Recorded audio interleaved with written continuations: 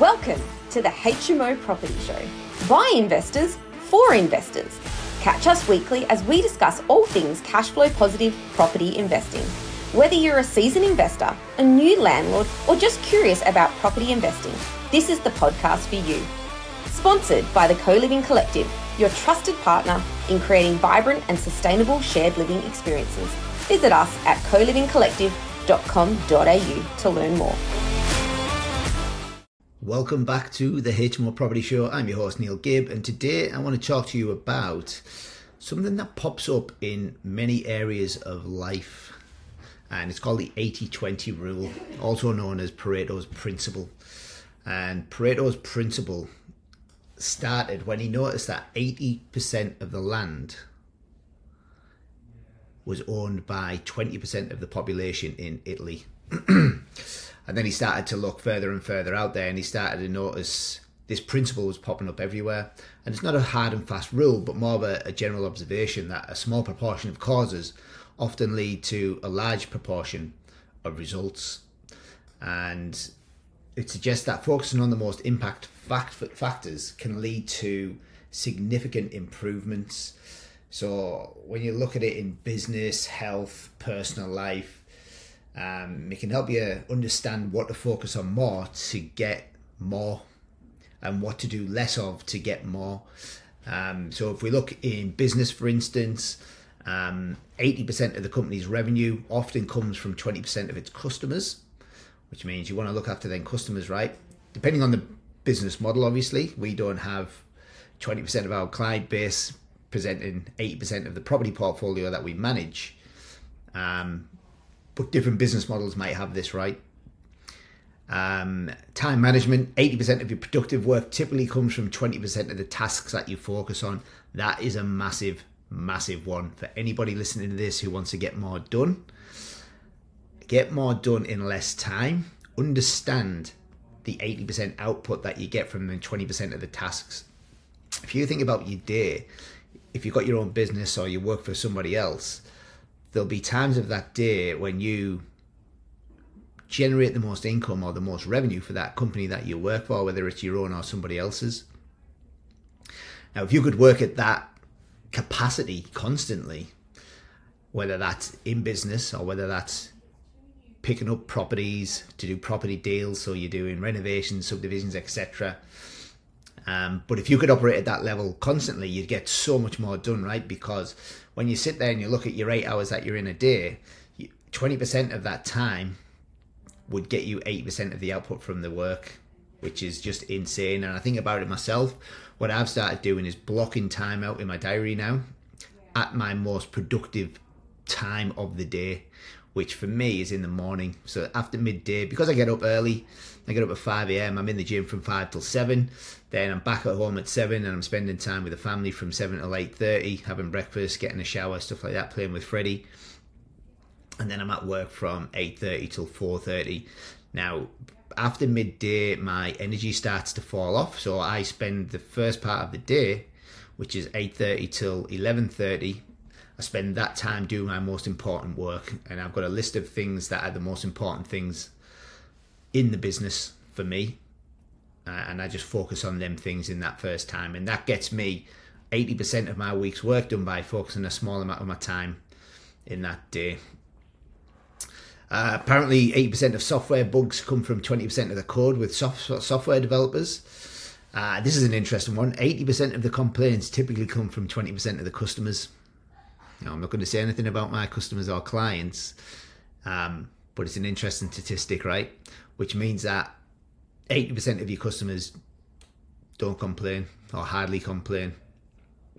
And in sales and marketing, 80% of the sales often come from 20% of the products or services offered. Now, if you're wondering why I'm telling you this, I will get to it, how it's going to work in the property space as well. But property is just one part of the life that you want to generate, right? Property is a vehicle for you to get from where you want to be to where you want to go to. We set goals, whether they're financial goals or whether they're goals to help other people, and we're choosing real estate as that vehicle to help us achieve them goals. And when you understand the 80-20 rule and where it pops up in all areas of your life, you can start to notice these things and you'll be like, oh, if I put a little bit more effort into this, I'm going to get a lot more return or a lot more output at the back end of this as well. So let's think about mindset, the 80-20 rule when it comes to mindset, right? Pardon me. Because once you understand the 80-20 rule and mindset, it can transform your approach to challenges and opportunities. And if you focus on key thoughts and beliefs that drive the majority of positive outcomes, then that's going to make you a happier, more productive person in life, right? And you're going to get more done. And this can only lead to, obviously, when it comes to property investing, we can either do two things, right? We can force growth on the market ourselves through manufactured growth strategies, or we can sit back and let the market do its thing, which is also very beneficial in this market, may I say. But also, if you're at work and you want to get a pay rise, if you start to understand where you get more of your output by focusing on the smaller things, then that can help you increase your salary, which can in turn help you increase more property. Not that you need to increase your salary to move forward in property. A lot of people think you need money to make money in real estate, but why use your own money when you can use other people's money? We always say if you found a deal, it's not going to be hard to find the money. But if you don't want to go down the joint venture path, that's fine, and you want to increase your income, then understanding how to get more out of your day is super important. It all starts with mindset, so positive thinking. If you focus on a 20% of your day or 20% of your thought process goes on positive thinking, you can have a massive increase on your overall happiness and productivity. But if you, at the same time, if you are getting a lot of negativity, 20% positive, 80% negative, that 20% positivity can outweigh the 80% negative, right? Because we're going to be surrounded by negativity all day. Specifically, if you read or watch the news. If you want a tip to be more happier, ditch the news channel. I despise the news with a passion. I only read specific articles that are related to real estate or property, and even then I'm really skeptical with them, especially if they're in the Western Australian or something like that.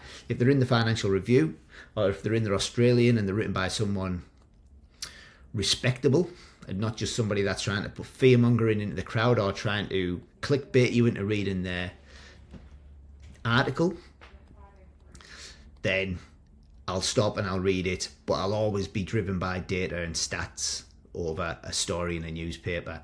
And they always try to hook you in with bad news, right? Because bad news sells. And the father-in-law loves the news. So every time he comes to visit, I'll go in the house and he'll be watching the news, and we'll be there having a chat. And then before, I'm sat there kind of, something's come on the news and I'm sat there, and all of a sudden the negative thoughts kick in because they're just telling you about all the things that are going wrong in the world. And I'm like, who cares, to be honest? Like, just give me some positivity. That's why I spend the first part of my day listening to books, listening to audiobooks, listening to podcasts, giving myself that space to get some positive mindset into my mind, or some positive thoughts into my mind. Reviewing your goals, reminding yourself what you want. That's a shift in the mindset as well. Set your goals at the start of the year, review them every week if you can. At the very least, review them every month. Remember what you're trying to achieve. The more you keep it at the forefront of your mind, the more chance you've got of doing it.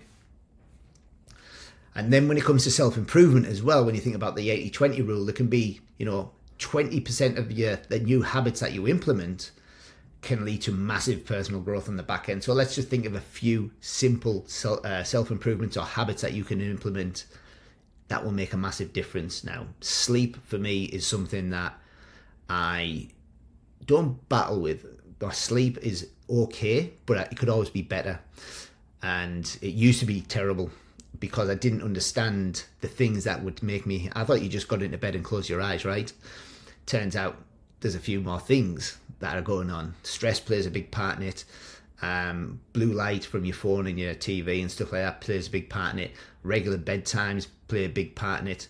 Now, if you can... and eating too late plays a big part in it. So there's four small habits, right, that can make a drastic improvement in your sleep. So now my sleep pattern, or my sleep routine, my nighttime routine is, if we are watching TV, the TV goes off at 8 o'clock, and I'll take a step back from there. After I bath Freddie, Joe feeds him his bottle, And then when she's putting him in bed, I put my blue light blockers on. Blue light blockers are like orange sunglasses that literally stop the blue light from getting into your eyes. And it helps you set a circadian rhythm in your body so that your body gets used to darkness, and it gets used to going to bed at the same time and waking up at the same time. And that then helps you get a good sleeping pattern, and that good sleeping pattern can give you more energy the next day. And when you've got more energy the next day, go for gold, guys. If I get 7.5, 8 hours, I'm like, give me anything that's hard at the business today, because I've had a good night's sleep and I'm just ready for it. Now, Freddie's also crying throughout the night. He's waking up throughout the night and he's crying a little bit, right? So my sleep pattern's a little bit disturbed at the minute. And you think about that there, that little 20%, well, it's not even 20%, it's probably like 5-10 minutes throughout the night where I wake up, but it disrupts my sleep, and then that affects my day the next day as well. So then the routine for me, blue light blockers on at 7 o'clock, TV goes off at 8 o'clock, in bed for 8:30, 9 o'clock, reading a book, something like that.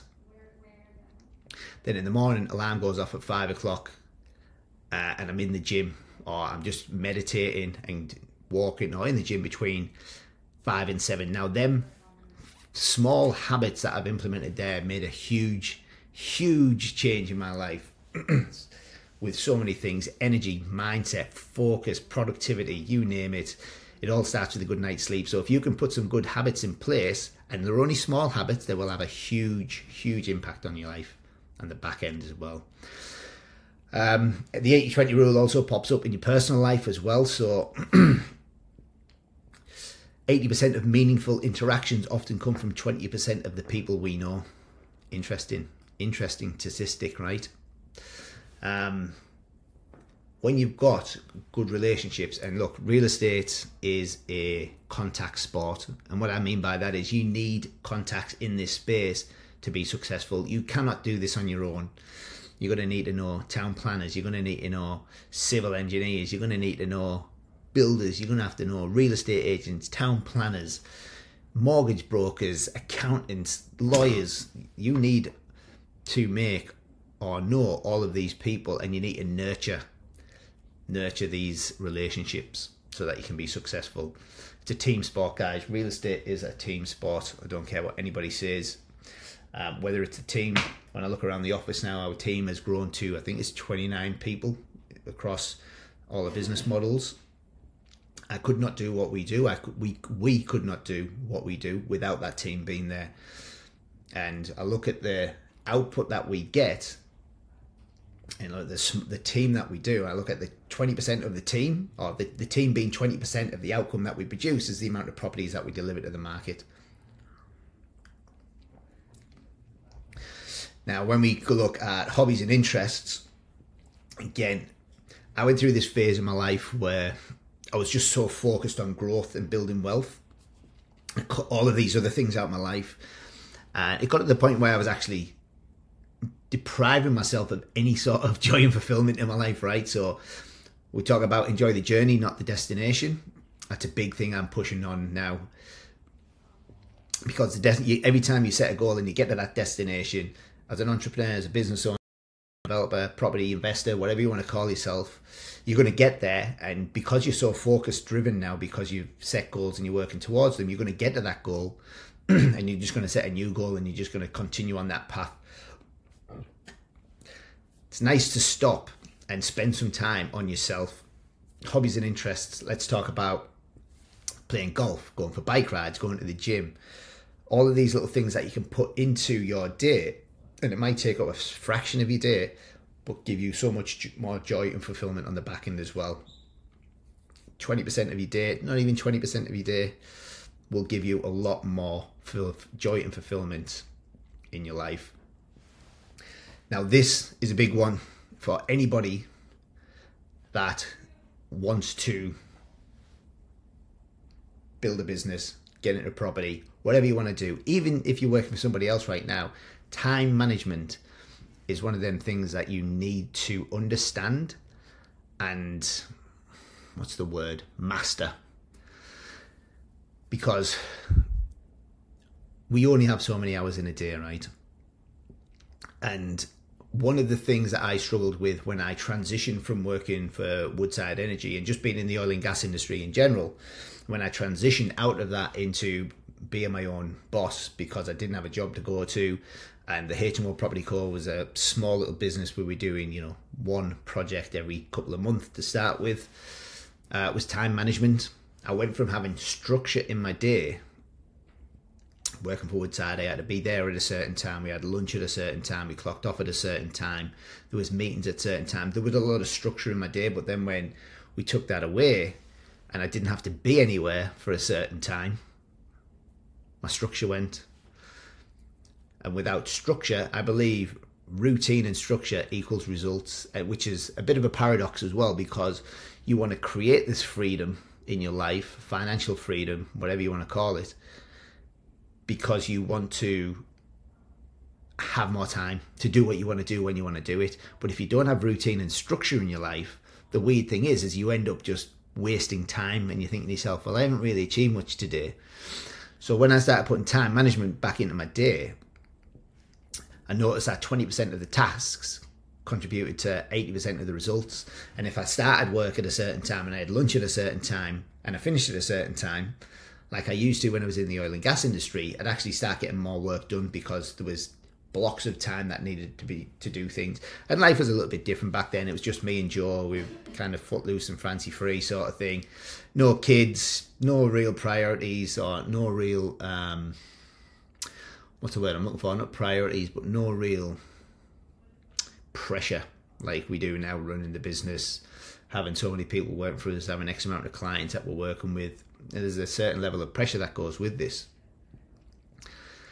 So now life is a little bit different to what it was back then, and the structure that we've got, the routine that I have personally, helps me get the most out of my day.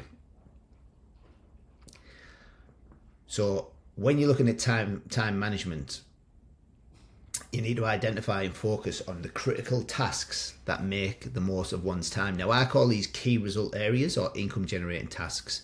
What are the key result areas or income generating tasks within this business that I need to focus on a daily basis? Because without cash or cash flow, like, the business will soon become a very expensive hobby, and then we won't have enough money to pay everybody, especially when you've got 29 people working in your business. You're going to run out of money really fast, right? So my daily income generating tasks and key result areas are all revenue driven. But when you think about the role that I'm in now, how do I generate revenue for the business? Well, it's doing things like podcasts, it's doing things like social media. I'll jump on sales calls and try and help people understand the value in what we do as a business so that we can help them create freedom through investing in real estate. So they're my key result areas and income generating tasks. You very rarely catch me doing small admin tasks. I do like a lot of big picture type things.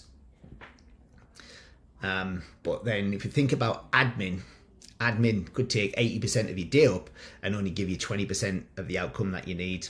So I need to focus on the smaller tasks. And if you just break them down into three things, there's hundreds of tasks that need doing every day in a business. There's always something to do. But if you focus on them, fewer bigger tasks, which are 20%, they will generate 80% of the revenue and income for the business. Now, when it comes to eliminating things that waste time,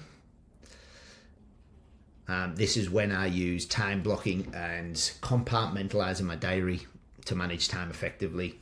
So again, I block out from 8:30 till 11:30 in my diary. I keep that space just for me to focus on the things that I need to do. And then from 11:30 onwards, I'll take phone calls. I'll let the team ask me questions and stuff like that. But in that other time, I'm really strict with that block of time now. And it helps me get so much more done, because before I had this open door policy and people would just come in for a yarn, chew the fat, and I was thinking, God, I'm getting nothing done. But everyone's just offloading. So I started putting that in, block it out, and I get so much more done now, right? When we look at property investing, right, 20% of your properties can often generate 80% of your profits. Interesting. That's why you need to identify high performing assets and focus on them, right? if you've got properties spread all over the country, they're not all going to go up at the same time, right? You might have them spread out, and markets are obviously counter-cyclical, so while Sydney's going up or down, or Melbourne's going up or down, then Perth will be going up or down, and vice versa. South Australia, we've obviously seen some weird things in the market going on post-COVID, after the building grants, after people moving back to the country, but the markets are starting to now kind of balance back out again. Melbourne's on a bit of a downturn, Perth's still incredibly buoyant. Sydney, I don't have a clue how Sydney is seeing capital growth at the minute when the median house price is something like $1.4 million. The average wage over there is less than it is in Perth, but the market's romping away. So I think Sydney needs to settle down a little bit. Brisbane's going at the minute, but when you look at the different market movements, 20% of your properties at any one time will be giving you 80% of your capital growth. Right now, 80% of your properties will be sapping up 20% of your income from work if you're negatively geared. Let that sink in. When you get to a point in your portfolio, especially if you're focusing on HMOs, 20% of your property portfolio will generate 80% of your income. Interesting times, guys. It pops up all over the place. And again, when you look at 20% of property features like location, amenities, something like that, that drives 80% of tenant interest and generally forces value appreciation. Let's look at health and fitness. And again, even though we're touching on all these different areas of your life, once you understand this again, then you can use it to your advantage. So diet and nutrition, right, is the one thing that I kind of focus on, right? I set my calories in my phone at a certain amount. And every day I try to hit my protein target. And then I use 20% of my calories for sweets or treats, stuff like that. So it's not so rigid where I'm just eating boring, clean food all the time. So I get 80% of my calories from nutritious, wholesome foods. And then I get 20% of my calories from ice cream, chocolate, something like that. And when you look at a daily calorie intake, at the minute I'm sitting around 2,000 calories. 20% of 2,000 is only 400 calories. It's not a great deal when it comes to a chocolate bar, something like that. That's your calories gone. And when you look at exercise in general, not just nutrition, 20% of the exercises can give you 8% of the results. When you look at what your exercise could be, bike riding, walking, gymming, stuff like that, you're only doing them for a small fraction of the day, but you can get a lot of result on the back end of that. And then we've touched on sleep, but if we're thinking about hydration and stuff like that, sleep and hydration, if you do the basics really well, and that's just sleep, move, and drink water, then you'll see a massive increase, massive increase in everything, headspace, the output, your energy levels, everything just changes. Personal growth, 20% of the books, courses, or experiences can provide 80% of your valuable knowledge and skills. I think about the courses that I've done, spent a lot of money on personal development and coaches and mentors. If I was to put a figure on it, I would say it'd be close to $200,000 now. With some of the mentors I've been working with, between like $25,000 and $40,000 a year to sit with them once a month for 12 months. And this is over a 10-year period, guys, right? This isn't something that's just happened now. I think about the courses I've done. It all started with Dimpner Boholt, then I did something like Mark Rolton, then I did Ian Yagar's High Res, and then we did Amy and Jason's Property Development Success course, and then that's led into Brett and Marie's relationships courses. I've done some one-on-one stuff with Brett. I've done their Kingdom events with Joe. I've done stuff with Ryan Tuckwood. That was incredible. I've done stuff with coaches, like health and fitness coaches, not just mindset and business coaches as well. There's probably people on there that I've missed out, but no intention. But yeah, when you look at your life, 20% of the courses and experiences can give you 80% of your life to be insane, depending on how early you start as well. If you're only young right now, in your 20s and your 30s, and you're getting into this stuff, in a weird way, I envy you. I would never go back and change anything from my life, because I believe I'm meant to be here now at this stage of my life doing what I'm doing.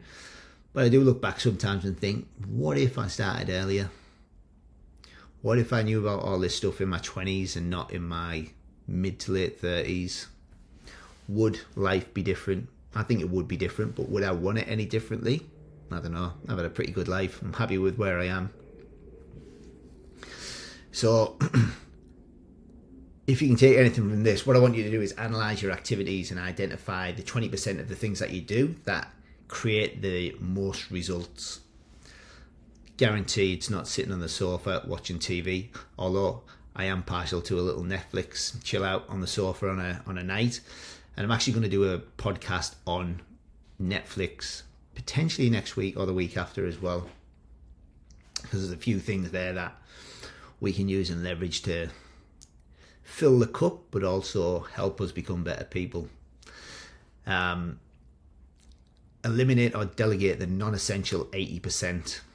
So the things that I outsourced a long time ago, which freed up so much more of my time. When you think about cleaning and ironing and washing, like, I won't lie guys, that stuff is just not for me, right? The minute I outsourced them, and at the time when I outsourced them, money was very tight, but it freed up my headspace and it freed up the excuses that I was making for myself. I can't do this because I need to go home and clean that, or I can't do this because I need to go home and wash my clothes and I need to iron my clothes. Now I've got none of that, so they're out the way, and it's just like, what do I need to do? How do I need to do it? Who do I need to speak to? Have a think about the time-sapping things now that are stopping you from getting where you need to be. And if you get somebody else in or outsource them to somebody else, it could be admin, it could be house chores and activities and stuff like that. Whatever you need to do, outsource it. Free up the headspace, free up your time. But don't just sit in your ass watching TV. Use that newly found time to generate more income, to do more property deals, to look for deals that you can potentially pass on to somebody else's for a fee. If it doesn't matter where you were starting, right? Just get started and just learn how you can help other people do deals. You can option deals up and on-sell them to other people. You can do spotted fees to find deals and pass them on to somebody else. You can joint venture with other people and use their money to do deals and split the profit with them 50-50, or give them a return on their investment, stuff like that. There is no reason why you can't be doing more than what you are doing now. And if you delegate them 80% of them things that are chewing up so much more of your time, you will see a massive output again. Probably more than 20%, by the way. But if you get rid of the non-essential 80%, it will free you up to do so much more stuff. And then you can double down on them 20% things that produce the 80% output. So as we said earlier, 20% of the tasks you do will generate 80% of the output. So if you delegate the 80% of non-essential stuff and use that newfound time to under your 20% of your maximum output, you'll get 80% more output by just delegating cleaning, ironing, washing, stuff like that. So there you go. That is the 80-20 rule and everything I've got for you there. Main thing is, it just comes up in all areas of your life, and when you understand where it is and what it is, you can leverage it, you can use it to your best advantage to get more done with less. And that's exactly what we want to do, right? I'm also listening to a book at the minute which kind of inspired this podcast, called 10x is easier than 2x. So if you want to know more about Pareto's Principle, or how to go from where you are now to not just double but 10xing, it's a good book. I'd recommend it to anybody. So check it out, guys, and I will see you all next week. And I'm potentially going to do the one on Netflix next week as well. So remember, every master was once a disaster. Every winner was once a beginner. Thanks for watching. Make sure you tune in the same time next week so you can stay up to date with all cash flow positive property updates.